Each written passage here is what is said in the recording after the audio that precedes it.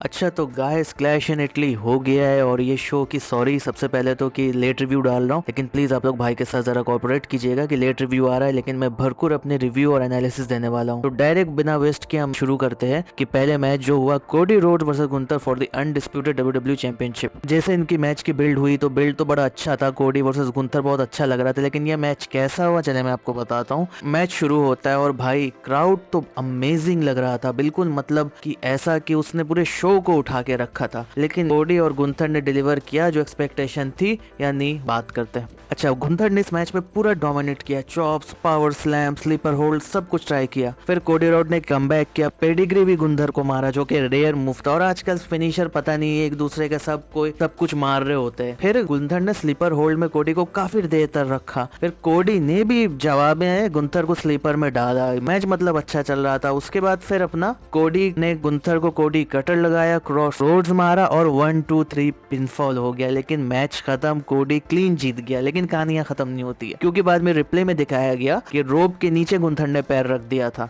Match के बाद फिर कंट्रोवर्सी हुई, गुंथर बहस करने लगा रेफरी से, लेकिन क्या फायदा, अपना कोडी जीत के चला गया अपना। मैं इसमें यही कहूंगा कि भाई ये कंट्रोवर्शियल एंड तो किया है, डब्ल्यूडब्ल्यू ने ट्राई किया, लेकिन यही बोलते हैं लेजी बुकिंग की, मतलब भाई क्या कर रहे हो, थोड़ा सा आप मतलब कुछ इंटरेस्टिंग हो सकता था। हम लोगों ने प्रेडिक्शन की थी कि रैंडी ऑर्टन के रिटर्न हो, सैमी ज़ैन आए, कुछ कंट्रोवर्सी हो, लेकिन नहीं भाई, सीधा सीधा रोप के नीचे हर आर्ग्यू करेगा, फिर इनका मैच होगा। तो भाई बहुत ही मतलब डिसअपॉइंट गया इस मैच ने, जो कि सीधी बात है। और ये मैच बहुत मतलब पोटेंशियल रख रहा था, इसकी हाइप भी अच्छी बनी हुई थी, और मैच स्टार्ट हो रहा था तो हमें लगा था कि कुछ अच्छा होगा, लेकिन ऐसा हुआ नहीं। डब्ल्यूडब्ल्यू ने डिलीवर फेल किया इसमें। फिर मैच आता है Rhea Ripley versus Jade Cargill for the WWE women's championship. Jade ने शुरू से बिल्कुल रिया रिप्ली पे डोमिनेट किया। रिया ने फाइट बैक की, cloth line suplex, top rope, drop kick, सारी चीजें ट्राई की। दोनों ने अपने फिनिशर लगाने की कोशिश की, लेकिन एग्जीक्यूट नहीं हो सक रहा था। फिर बीफैब ये लोग सारे बाहर आ गए, केओस शुरू हुई। अच्छा, इस मैच में एक बॉज भी हुआ था कि जब रिया कवर करती है जेड कारगिल को, तो बीफैब को चाहिए था कि उसके पैर उठा के रोप में डालना, लेकिन उससे भंड हो गया, उससे नहीं हो सका, रेफरी ने खुद ही रोक दिया। तो भाई ये बॉचेस बहुत हो रहे हैं, और ये अगर विंस के टाइम में होता तब तो इनकी सख्त क्लास ली जाती। फिर शार्लेट फ्लेयर आती है और दोनों को हैंडल करती है, आउटसाइड इंटरफेरेंस खत्म करती है। फिर जेड ने जेडेड फिनिशर लगाया रिया रिप्ली को, फिर वो पिन करती है, लेकिन शार्लेट ने आके रिया का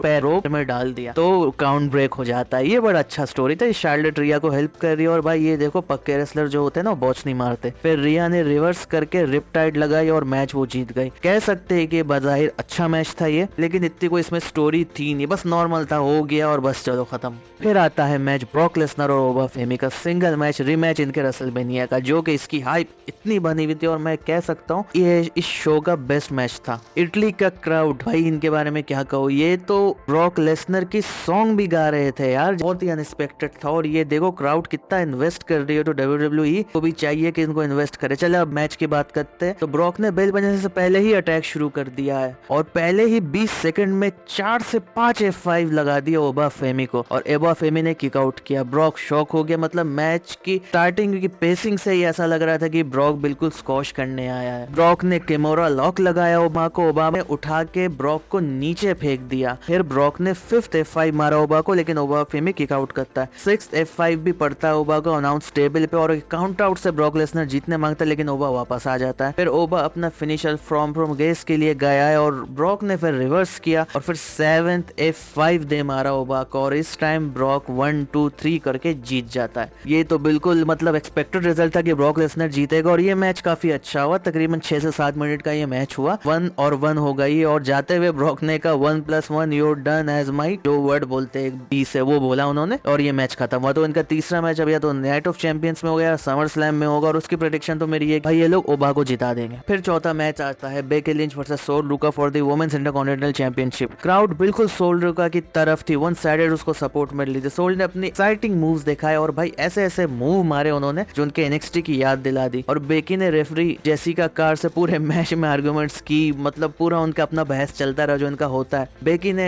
सोल रुका को मैनहैंडल स्लैम लगाया, लेकिन सोल रुका ने किक आउट किया। फिर बेकी ने सोल के फिनिशर से सोल स्नैचर ट्राई किया, लेकिन भाई वो तो सोल स्नैचर खुद मुश्किल से मारती है, आप कैसे मार लोगी। सोल ने बेकी को मैनहैंडल स्लैम रिवर्स किया, फिर सोल स्नैचर परफेक्टली एग्जीक्यूट हुआ, फिर पिन होती है, और सोल रुका बन जाती है न्यू वुमेन्स इंटरकॉन्टिनेंटल चैंपियन। मतलब आप कह सकते हैं कि ये मैच भी अच्छा था।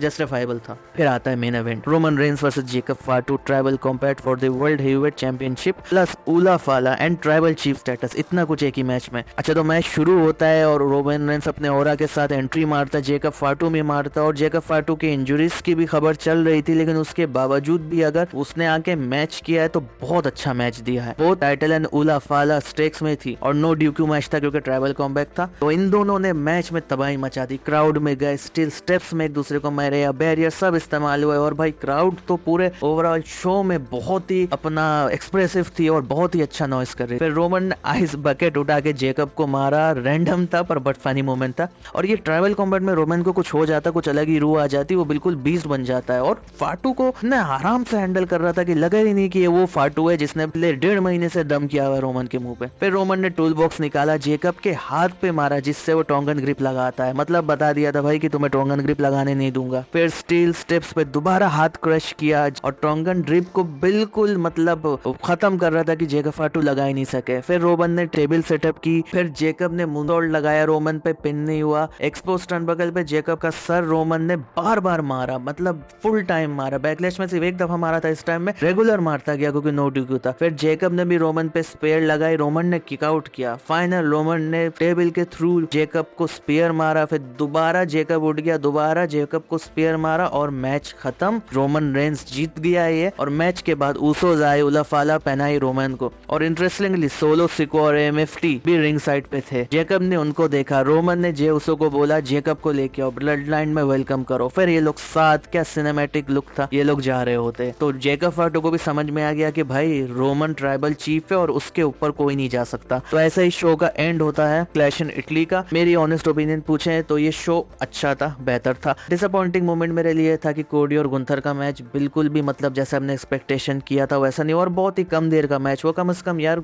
थोड़ी सी इंटरेस्टिंग चीजें इसमें डाल सकते थे। कोडी वर्सेस गुंथर से एक्सपेक्टेशन थी, वो उन्होंने डिसअपॉइंट। बाकी अपना सारे मैचेस अच्छे और बेस्ट मोमेंट जो था वो ब्रॉक और ओगा था, इंटरेस्टिंग था। और रोमन और फाटू की तो स्टोरी टेलिंग ही अच्छी है। तो ओवरऑल ये शो अच्छा था।